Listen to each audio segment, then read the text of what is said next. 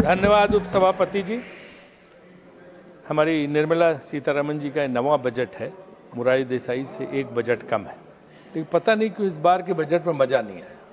कुछ ऐसा है ही नहीं जिसकी प्रशंसा की जा सके, एक भी चीज नहीं है। कैपिटल एक्सपेंडिचर का नाम है तो दूसरी तरफ पैसा कट गया, चाहे वो ग्रामीण रोजगार में हो चाहे कृषि रोजगार। लेकिन मैं एक चीज यहाँ पे अनुरोध करना चाहता हूँ, निर्मला जी से यहाँ पे है नहीं, बाकी मिनिस्टर हैं यहाँ, कि उन्हें अब एक या तो सप्लीमेंट्री बजट पेश करें या रिवाइज्ड बजट पेश करें, क्योंकि बजट पेश होने के बाद ये अमेरिका के साथ डील हुई है जो कि बहुत बड़ा, जिसमें खर्च है $500 बिलियन, करीब 45 लाख करोड़ का 5 साल में, और $40 बिलियन का हम इंपोर्ट अभी उनके साथ करते हैं, तो हमें $60 बिलियन का इंपोर्ट हर साल और करना पड़ेगा।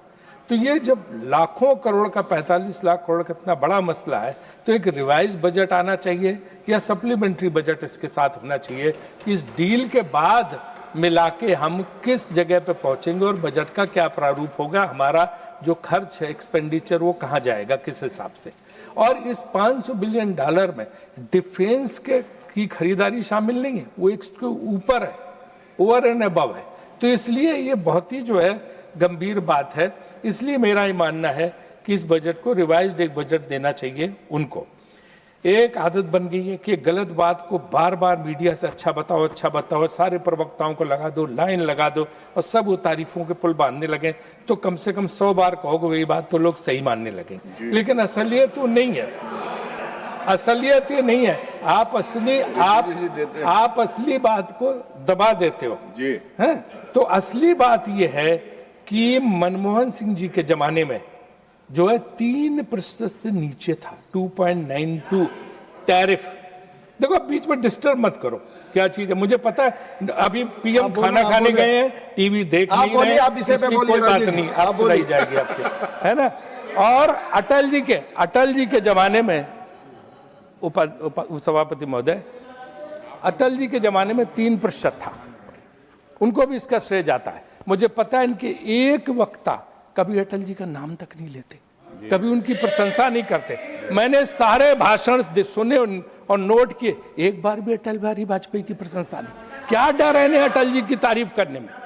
अटल जी की क्यों, हम तो करते हैं नरसिम्हा राव की तारीफ, हम तो नरसिम्हा राव की तारीफ तो आगे बढ़िए। तो अटल जी के बारे में बोलने में इन लोगों को बहुत डर लगता है। चलो ठीक है, आपको ये है कि अटल जी के बारे में नहीं बोलेंगे, उनको श्रेय मिल जाएगा। लेकिन ये एक अजीब बात है, सरकार का जब मैंने तर्क पूछा तो मुझे तर्क ये दिया गया कि साहब बदले हुए जो ट्रम्प है, ट्रम्प 1 के जो ट्रम्प थे वो ठीक थे पहले वाले, अभी जो बदले हुए जिसमें 25% 50% था, अब अगर उन्होंने 18% ले लिया कर दिया है तो भैया इसी को अपनी उपलब्धि मानो। यही बहुत बड़ी चीज है कि 25 से 18 कर दिया, क्योंकि ट्रम्प बदल गए। अरे भाई ट्रम्प बदल गए तो आपने पहले ट्रम्प की इतनी जो है, ट्रम्प के साथ इतनी मित्रता, इतना दोस्ताना उनके लिए। भाई देखिए राधा मोहन जी शांत बैठिए ना, आप पीछे शांत बैठिए, आप बोलिए। आप तो रोकिए सर इनको ना, बीच में रिदम सबसे अनुरोध करते हैं, इधर से बोलते हैं, इधर से बोलते हैं, उधर से। सारे सदस्यों से अनुरोध करता हूं कृपया सर, मैं आपसे कमेंट न करें प्लीज। जब आप जो है वहां पे बदले हुए ट्रम्प को, कि बदले हुए ट्रम्प जो ट्रम्प 2 के ट्रम्प जो है उनका एटीट्यूड बदल गया अचानक, इसलिए हमें 18% में बड़ी खुशी है। एक तरफ 18%, दूसरी 0%। तो 18 और 0 में कोई फर्क नहीं। अमेरिका 0% है, भारत को 0% टैरिफ पे, और अमेरिका को 18%। और उसमें भी धमकी है कि अगर आपने रूसी तेल खरीदा, मैं रोज देख रहा हूँ, जरा भी तुमने गड़बड़ की तो मैं फिर पेनल्टी लगा दूंगा। तो ये 18% भी कायम नहीं है। जितने दूसरे नेशंस हैं डेवलप्ड, लाइक इंग्लैंड पे 10%, जापान कोरिया पे 15%, मैं तर्क मान सकता हूँ कि वो जो है डेवलप्ड नेशन का उनका क्राइटेरिया अलग है। और जो है जो सेक्शन जो है 192 के उसमें कुछ एग्जम्पशंस हैं, लेकिन उन चीज़ों के एग्जम्पशंस हैं जो उनको ज़रूरत है। काफ़ी टी पे पहले ही से एग्जम्पशंस थे, उन्होंने दे रखे थे। तो इसलिए जो है हमारी जो इस चीज़ को बेस्ट डील बताना मैं नहीं समझता हूँ कि सही है, क्योंकि सारे अर्थशास्त्री जो सरकार की तारीफ में भी लिखते रहे, उन्होंने भी लिखा है कि ये डील जो है इस टिल्टेड टुवर्ड्स अमेरिका। अमेरिका के पक्ष में है। तो इस पर मुझे लगता है कि सरकार अपनी बात सफाई देगी और बताएगी कि ऐसा क्यों है। मुझे याद है यूनाइटेड नेशंस में डेलीगेशन गया था, हमारे भाजपा के मित्र सब थे, यहाँ कुछ बैठे हैं, तो वहाँ पे ट्रंप का रिजल्ट आ रहा था, वो जीत रहा था और ये लोग इतना खुश थे कि वहाँ होटल जो था यूएन प्लाजा, वहीं से उन्होंने कहा मिठाई नहीं मिली तो केक खरीद के बांटने लगे कि अब ट्रंप आ गया, हमारी जय जयकार, हमारा बड़ा मदद होगा, बहुत अच्छा रहेगा। और आज उसने ऐसा केक खिलाया कि हम सब लोगों को पता चल रहा है कि क्या बुरा हाल हो गया। तो इसलिए हमें जो है इस बात का ख्याल रखना चाहिए, हमें इस बात का ख्याल रखना चाहिए कि किसी से भी गलबैयाँ करो तो जो कहते हैं ना उनका, वो कहते, अरे भाई उनका सुनो, अरे भाई उनका सर एक्स्ट्रा टाइम में लूंगा अगर ऐसे बोले। मैं आपको नहीं रोक नहीं रहा हूं, मैं टाइम से इधर आप रोकते नहीं, मैं सबको रोक रहा हूं, उधर से करते हैं आप, राधा मोहन जी लगातार disturb, chair will go by time, गलत है प्लीज। तो इसलिए जो है उस पे भी तुर रही है कि रूस के तेल वाली। और दूसरी जो इम्पोर्टेंट बात है कि अमेरिकन कृषि मंत्री खुद ट्रंप साहब का जो ट्वीट है, व्हाइट हाउस की प्रवक्ता, उसने खुद कहा कि अमेरिका के बहुत बड़े फायदे में है, कृषि उत्पाद भी उसने बताए हैं और ये बोला है कि तमाम चीज़ों में हमें बहुत राहत मिली है। एक चीज़ कल उन्होंने जयराम ने उठाई थी, टेक्सटाइल वाली, 5% पे कपास, 5% सिर्फ ड्यूटी पे कपास बांग्लादेश को मिलेगी, अमेरिकन कपास। और तो वो टेक्सटाइल इंडस्ट्री में जब उसका जो कपड़ा है वो कितना फ़ायदा करेगा देश को, उनको फ़ायदा, हम compete कर पाएंगे, हमारे ऊपर से 18% लगने पे। ये कुछ ऐसी बातें जो गंभीरता की बातें, तो हमें देखना पड़ेगा कि हमारा वस्त्र उद्योग, टेक्सटाइल इंडस्ट्री, गारमेंट इंडस्ट्री, उसका क्या हाल होगा। और दूसरी सबसे इम्पोर्टेंट बात यह है कि जो कंपल्सरी बाएंगे $500 बिलियन की, अब अगर हम रूस से तेल खरीदने को मजबूर हैं, कल हमने पूछा था, हमारी मीटिंग थी, तो उन्होंने बताया कि हम बहुत ज़्यादा रूस से तेल नहीं खरीदे, $2 बिलियन का खरीद रहे थे सब जगह, लेकिन अब वो कह रहे हैं वहाँ से कुछ मत खरीदो, आपको वेनेजुएला वाला तेल लेना पड़ेगा। वेनेजुएला का तेल जो है, एक तो ट्रांसपोर्टेशन कास्ट, क्या कल हमारी मीटिंग वो बोल रहे हैं स्टैंडिंग कमेटी की बात जो है ना, और ट्रम्प चाचा ने खुद बताया है ना, वेनेजुएला से आपको लेना होगा। तो आप बताओ वेनेजुएला से ट्रांसपोर्टेशन कास्ट क्या होगी, उतनी दूर से लागत क्या आएगी। एक ईरान, रशिया, उनसे तो बहुत ज़्यादा लागत होगी। दूसरा उनका crude oil, thick crude oil है, हमारी कौन सी रिफाइनरी उसको प्रोसेस कर पाएंगे आप? इंडियन ऑयल वाली तो कर नहीं पाएंगे, प्राइवेट कोई रिफाइनरी प्रोसेस कर से समझ में आता है। तो ये सारे एस्पेक्ट, इसमें मतलब तेल महंगा होगा, पेट्रोल डीजल और महंगा होगा, आप जान लीजिए। इससे मुझे ये बिल्कुल साफ साफ पता चलता है। दूसरे जानवरों का चारा उसमें शामिल है। अब जानवर वहाँ का कहते हैं जीएम क्रॉप वाला चारा आएगा, जो फॉडर जिसको बोलते हैं, तो हमारी गाय भैंसों का क्या हाल होगा अगर ये जो है जेनेटिकली बनाया गया चारा मिलेगा तो क्या हाल होगा, उससे निकला वो दूध क्या होगा, क्या भगवान है आपका? वियतनाम का, इनके बाद पॉइंट ऑफ वियतनाम का, इनके बाद वियतनाम का कृषि उत्पादों पर 5% टैरिफ है। तो जो भारत को ऑर्डर मिलने थे तो हम 18% देंगे, वियतनाम 5% पे, तो बोलो क्या हाल होगा।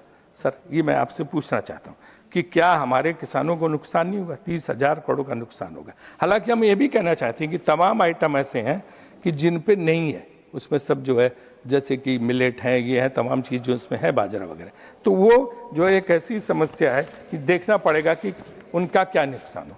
आप कह रहे हैं कि भाई ट्रंप जो है, ट्रंप क्या कर रहे हैं हम क्या नहीं जानते। अब ये भी मैंने पढ़ा किसी अखबार में कि विदेश मंत्री से पूछो तो कहते हैं कॉमर्स मिनिस्टर से पूछो, कॉमर्स मिनिस्टर पूछो तो कहते हैं विदेश मंत्री से पूछें तो पूछे किससे, यही नहीं समझ में आ रहा है। अब किरण रिजिजू बेचारों से क्यों पूछे, उन्हें तो उनसे तो इसका कोई मतलब नहीं है। तो जवाब कौन देगा, जवाब कौन देगा, ये मैं कह रहा हूँ। तो मेरा इनसे यही कहना, यार नीरज शांत रहो है। तो हमारा ये कहना है कि हमें तेल खरीद की आज़ादी होनी चाहिए। कंपनियां जो हमारी हैं उनको स्वतंत्र निर्णय लेने की छूट होनी चाहिए और तेल महंगा ना हो, इसकी गारंटी करनी चाहिए। ये देखिए यहाँ पे जयशंकर जी बैठे, विदेश नीति का विस्तार कुछ है इधर, कुछ हुआ है कि पता नहीं क्यों विदेश नीति में कई बार ऐसे दौर आते हैं, हमारा बड़ा मुश्किल समय। हम कहते हैं कि आज हम विश्व गुरु हैं। गुरु वो होता है जिसके शिष्य होते हैं। यहाँ हम आश्रम खोल के बैठे, एक भी शिष्य नहीं है, शिष्य एक भी नहीं है, गुरु आश्रम खोल के बैठे हुए हैं। अभी जो यार नीरज प्लीज चुप रहो, कुछ नहीं करेंगे तुम्हारा, शांत रहो हैं। तो ये जो है, आप बताओ, जब युद्ध हुआ किसी एक देश ने, छोटे मोटे देश ने हमारे सपोर्ट में बयान दिया? पाकिस्तान के सपोर्ट में चीन खड़ा है, अमेरिका उसके जनरल को बुला के लंच करा रहा है, और टर्की जो है ड्रोन दे रही है, सऊदी अरबिया डिफेंस डील कर रहा है, अजरबैजान उनके साथ। हमारे साथ कौन है?